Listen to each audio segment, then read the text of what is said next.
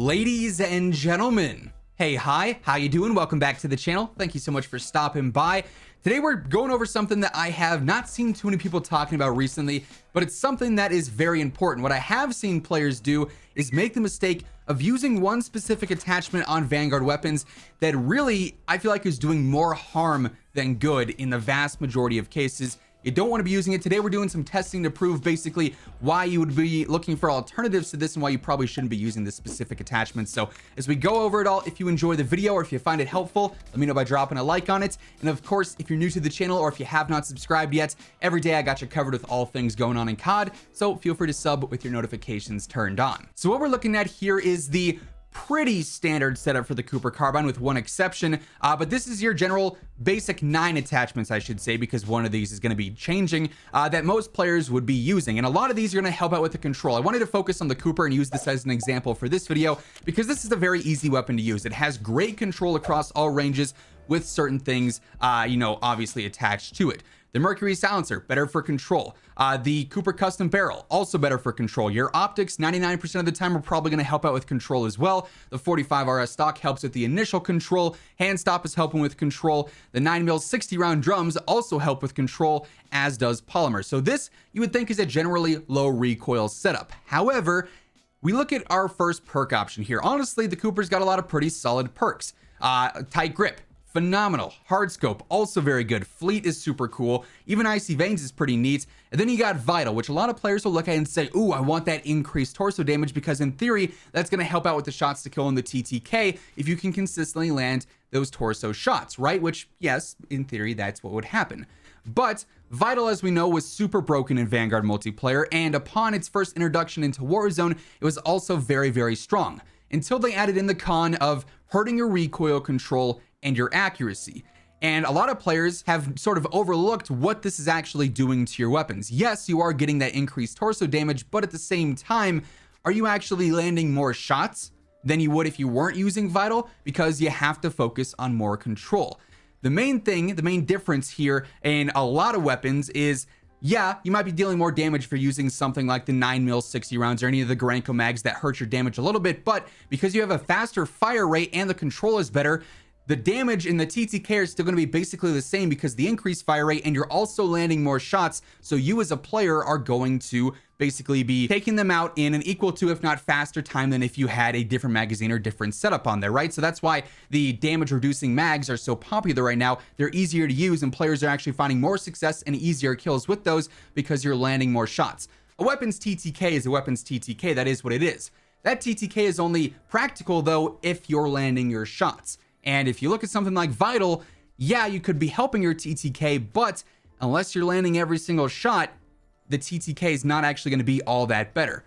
Let's go ahead and let's look at what Vital looks like versus a couple of different other Cooper Carbine setups. Basically, what I've done is built a setup that is exactly what you guys are seeing right here with Vital on it. Then I built another setup which is exactly the same as that, but instead of Vital, I've got Tight Grip, which is what most players should be using, what I've personally been recommending. And then I went ahead and built a third Cooper setup that has all these same attachments, except it doesn't have any perk on there. To see the difference between this with a recoil reducing perk, no perk, and the recoil hurting or increasing perk, I should say. So let's go ahead and let's see how exactly that would play out. So I jumped into some Plunder to just test the recoil patterns on these guns, right? Because that's what I really want to emphasize in this video. This first plot you guys are going to see, keep in mind this is all going to be in the same spot from the same distance. This is the setup that has Vital equipped. And as you guys can see, obviously I'm not controlling the recoil on the Cooper at all, but it moves pretty significantly. Like there is a lot of space in between the first shot and the final shot, which went completely off of this building. So that's a pretty decent recoil pattern. That's a lot of movement there. And again, this is the Vital setup here. So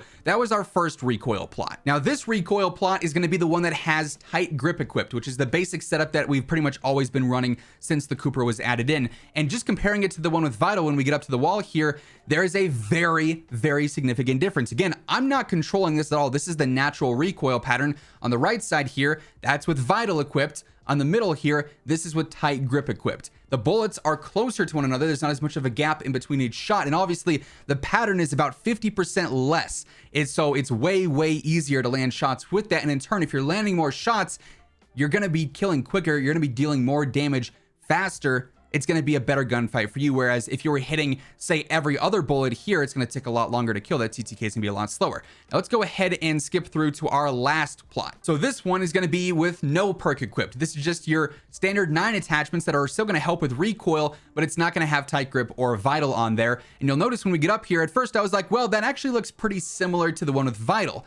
However, you'll notice that when we start shooting here, the first bullet's slightly lower, but the gap is still kind of there, not nearly as good as it was with tight grip. But as you go up, it's essentially straight vertical, right? With no perk on there. So it's still going to be very easy to control. Vertical recoil is pretty straightforward. The thing that Vital has, though, when we look at this after I zoom out here, is that Vital has this weird jolt horizontally, a couple bullets in, and then it continues skyward and it goes straight up, right? So while it's not going to be that different, it is going to have those little jolts in there. And this is just one example on a very low recoil weapon where Vital is definitely impacting that control quite a bit. And horizontal recoil, especially sporadic like that, where it's a lot less, common to see in gunfights, which is why it throws players off so much, is going to be that difference maker where you have to overcorrect or correct a lot more. And if you don't nail that, you are going to be missing shots. Then Vital's not going to be worth using, because obviously if you're not landing your shots, it's not going to matter if it's dealing increased damage or anything. So again, looking at these three on the right side, we've got Vital here, which goes up, up, up, and then jolts right, then continues up and slightly diagonal, but not too much. But that jolt right is significant. It deviates quite a bit from our starting point here. All of this is slightly up and to the right, but the one with Vital is significantly further right, which is again going to affect your gunfights a lot. Tight grip here not only has the reduced spread in bullet spray, but also has about half the pattern of both of these. So Vital versus no perk there is a minimal difference, but a difference nonetheless. And what that is, that horizontal deviance is pretty significant in an actual gunfight. That is going to cause players to miss more shots.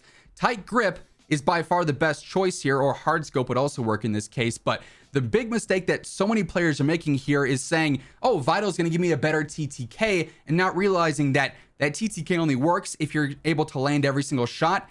And if you're using a weapon that also has Vital, let's say, for instance, the STG also has that, or even the Type 100, weapons that maybe have a bit more noticeable recoil over range, it's going to be even worse with Vital on there. And you're going to have that left to right bounce in those patterns as well, more significant than here with the Cooper, which is a maximum recoil build, essentially.